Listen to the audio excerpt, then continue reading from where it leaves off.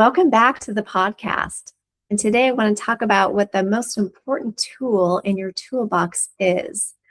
We can talk about diet, supplements, detoxing, getting sunlight, etc., etc. But there's one thing that if it's not healthy or if it's not in the right place, you will struggle to get better from MS.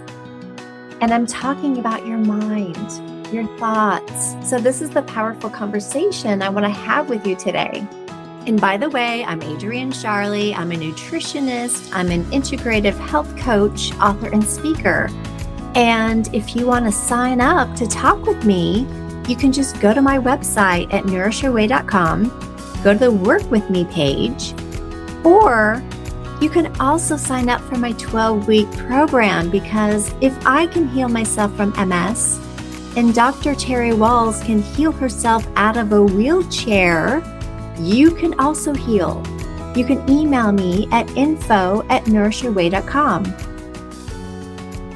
So I want to start out and ask you a direct, powerful question. What do you want? What do you really want? Do you want to thrive, or do you just want to manage your symptoms? Are you willing to make the changes to help you get to health again? You have the power to get your healthy self back. And will you put in the work to be able to get there again? I want to talk about your chat room in your head. So think about your mind as a 24/7 chat room. What's going on in there? What does it look like? Is it scrolling text that gives you hope? Or is it a constant stream of thoughts telling yourself, I'll never get better. This will never work. I'll never change. I am bound to this wheelchair. I am bound to all these symptoms. These symptoms will never get better. This is just my luck. My body is failing me. This is my life. You don't have to be there. You can change your thoughts. If you change your thoughts, you change your patterns to healthy ones, and you figure out that this does not have to be your life. So again, the truth is you cannot heal with a negative state of mind. Whatever you tell yourself, your body will follow. Your body is a miracle. It can actually heal itself when you give it the right environment to do so. And that environment starts between your ears. In order to change the future, we need to look back to the past. Many of us carry bags that we didn't even know were packed. I want you to think back to the tough times, and none of us have been unscathed. All of us have experienced tough times, traumas, and things like bankruptcies, financial troubles, relationship troubles, and the list goes on. And I really want you to look back to your childhood. What happened there? And this was my second episode. This is actually episode 102. I started with episode 101 because I wanted this to be kind of like a class, right? Biology 101. And that's where I started. So the second episode is episode 102. And if you think you've had any kind of childhood trauma, I want you to listen to that episode. Again, episode 102. It's worth revisiting because these childhood experiences can actually be a catalyst to our disease. And you might have relooping thoughts in your head as to what your life was like prior. And if those are negative, I want you to heal those. And it's not always easy, but I had some childhood trauma I had to heal. And just to be honest with you, I didn't even realize until I had a really good friend of mine tell me that my childhood wasn't that easy. And then I really had to think back, and I thought, wow, she's right. I had to unpack and really forgive my mother, who was, and I'm sure still is, a narcissist. And she was a very angry person. And I had all of these traumas stuck in my tissues, stuck in my nervous system. These needed to be healed, and I needed to forgive my mother, which I do. I have in my heart. And I don't want you to feel like you have to tell that person to their face that you forgive them. But I really want you to work on this. If somebody in your life has hurt you in the past, I really want you to forgive them in your heart, because if you can do this, you can heal, you can move on, you can start making changes in your life. It makes a big difference. And in episode 102, I talked about ACE, ACE, and that's adverse childhood experiences.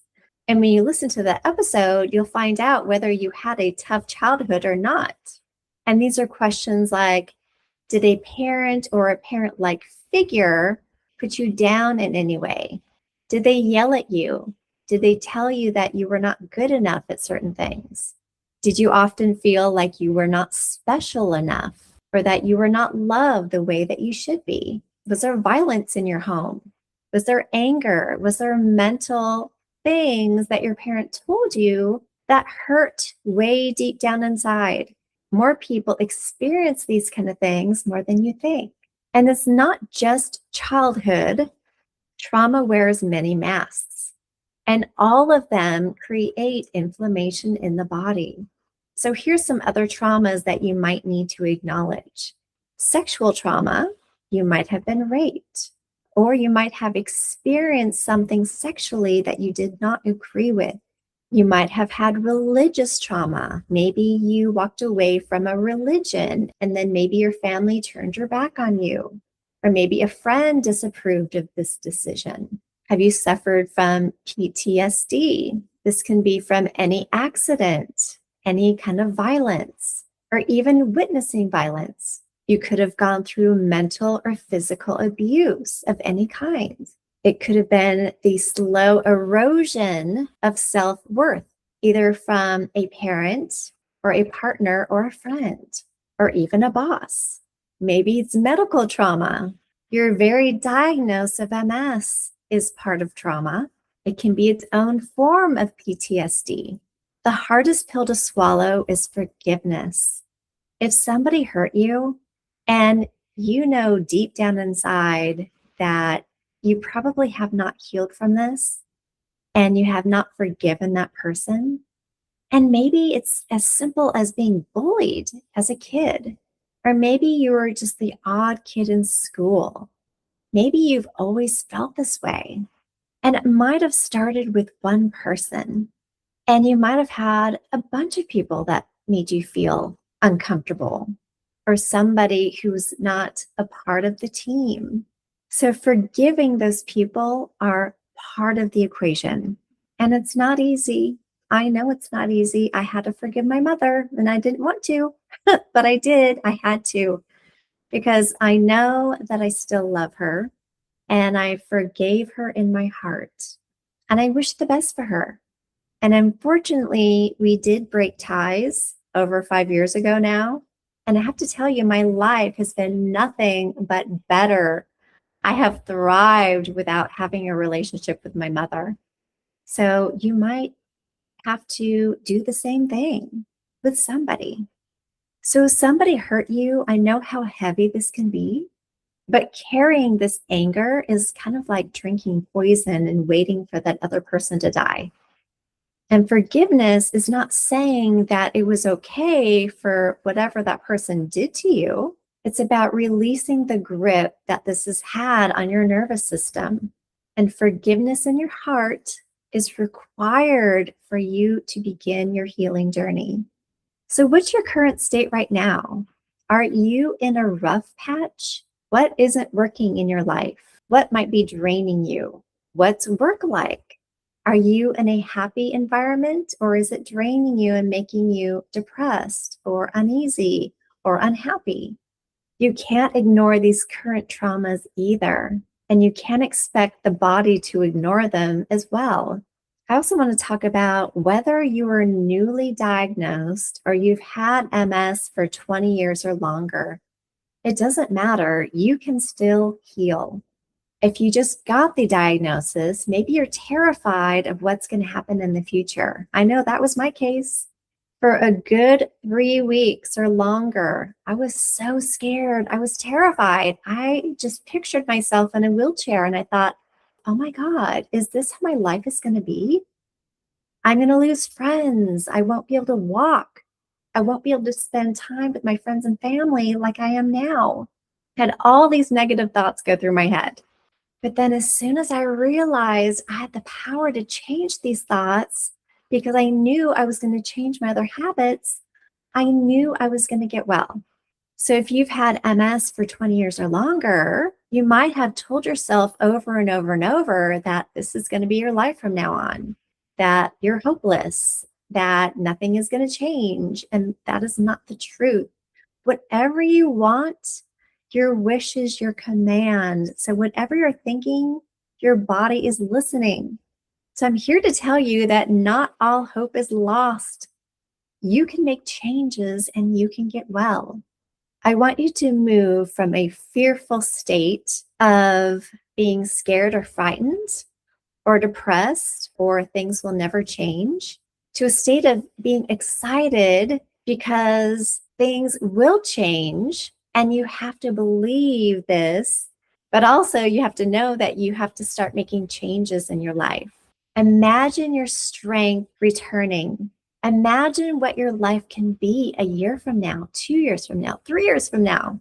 Visualize yourself walking perfectly and being in perfect health and being happy with your situation, and that life keeps getting better and better. Now, this won't happen overnight. Your journey is full of 1,000 small steps. But when you get your thoughts into a good place, the physical changes in your body will follow. Little by little, the chat room conversations in your head start to change. And then your inflammation starts to drop. And then the healing begins. So in closing, I want you to heal your traumas. And this can take some time. Clean up your internal self-talk and start giving your body that peaceful environment that it needs to start healing. You've got more power than you've been led to believe. So this might help you. I want you to do an exercise starting today. Get out a journal, and I want you to write in your journal for 5 minutes every morning. Don't censor it. Just write what thoughts come to your mind. I want you to write down whatever you're thinking. And then this will help you really see what's going through your mind and knowing that you might need to change those thoughts so you can start healing. So hope this helped you today. Hope this gives you a little spark of hope and anticipation that your life can be different, and pass this on to somebody else who might need some hope too. And you might want to sign up for my newsletter. I've got one that I send out every single Sunday, and I give out helpful tips and hints as to ways you can start healing your body. All you have to do is go to my website, nourishyourway.com, and go to the section at the top that says newsletter and sign up. It's that easy. So until next time, you'll hear from me in the near future.